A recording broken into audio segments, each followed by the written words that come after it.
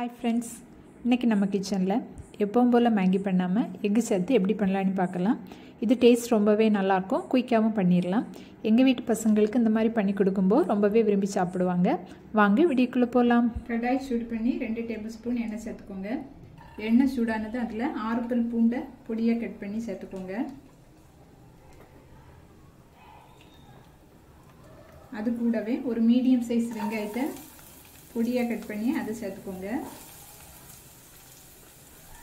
ஒரு பச்சை மிளகாவை பொடியாக கட் பண்ணி அதை சேர்த்துக்கோங்க. ஒரு கொத்து கருவேப்பிலை சேர்த்துக்கோங்க. வெங்காயத்தை நல்லா வதக்கிக்கோங்க.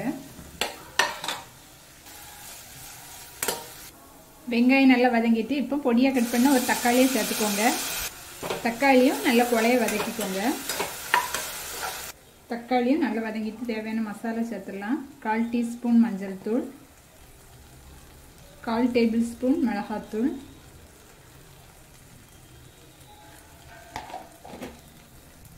1/2 டீஸ்பூன் தனியாத்தூள், 1/4 டீஸ்பூன் கரம் மசாலா சேர்த்துட்டு லோ ஃப்ளேமில் வச்சு அந்த மசாலாவோட பச்சை ஸ்மெல் போக வதக்கிக்கோங்க.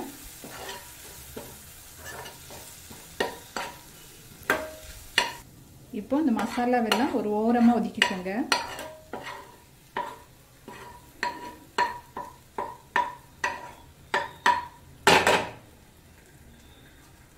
இதில் கொஞ்சமாக எண்ணெய் சேர்த்துக்கோங்க. ஒரு 1/2 டீஸ்பூன். இதில் முட்டையை சேர்த்துக்கோங்க.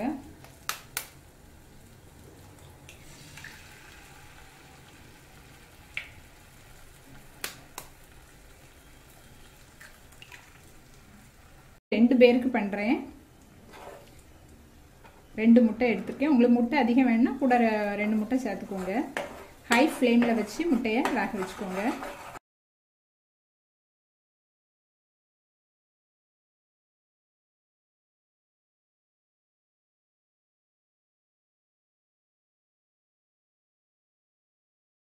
முட்டை நல்லா வெந்துச்சு.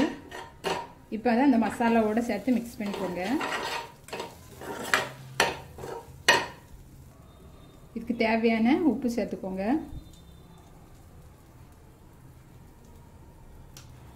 சேர்த்து நல்லா மிக்ஸ் பண்ணி விட்டுக்கோங்க.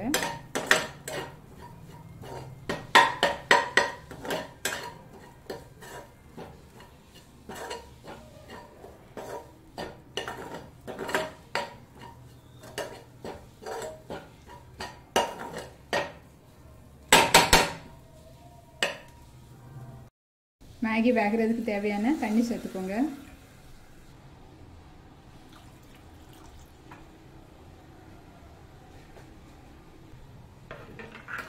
ரெண்டரை கப் தண்ணி சேர்த்துருக்கேன். தண்ணி கொதிக்கட்டும். தண்ணி பாயில் ஆக ஆரம்பிச்சிட்டு இப்போ இதில் மேகியை உடச்சி சேர்த்துக்கோங்க.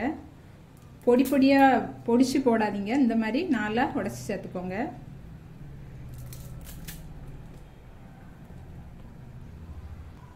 அந்த தண்ணியில் நல்லா அமுத்தி விட்டுக்கோங்க.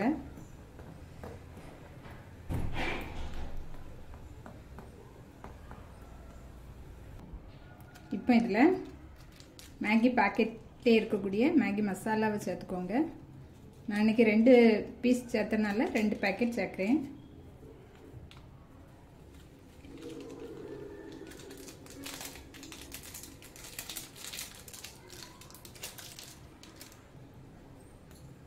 மேகியை மாற்றி போட்டுக்கோங்க.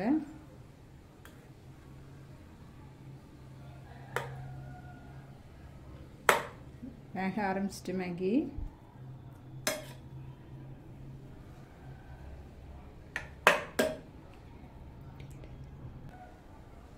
மூடி போட்டு